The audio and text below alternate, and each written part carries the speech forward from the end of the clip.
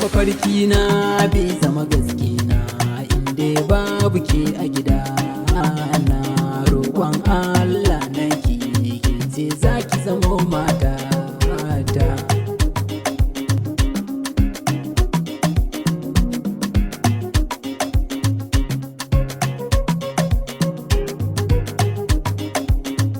A soyayyar ki na sha wahala na sha fama, daure sai ki yi mini alfarma.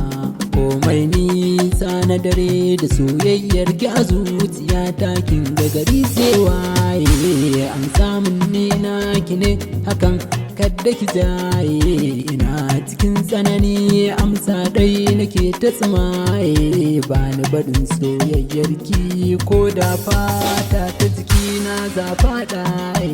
To ina muka kwana soyayya, ina muka tashi soyayya, mafarki na soyayya, numfashi soyayya.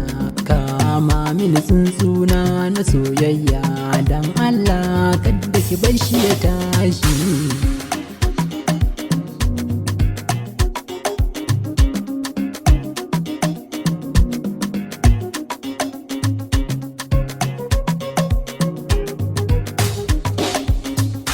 Inda kin gamsa mafarkai na soyayya ta zamo ƙauna, ƙaunar ki na ta biya na. Dare ne za ya zamo rana in kika amsa ba ni ba, tunani na ba za a samu ba.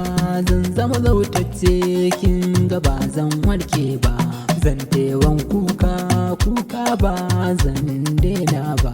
Amma in kika amsa ni na ci gari ba wani ne kada ni farin ciki zo gani. So naki a gare ni za ya zamo sirri ne, wanda baya nan shi ne za a faɗa a ce baya nan.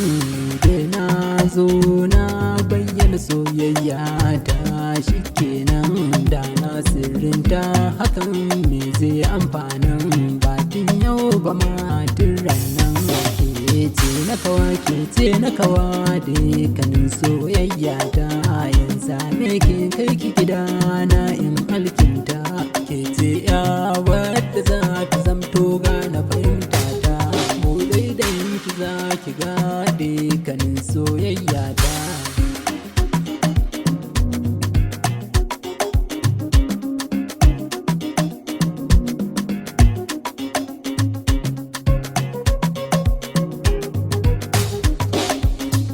Mafarki na karki bari ya zamo mai damuna, buɗe idan ki za ki ga dukkanin soyayya ta.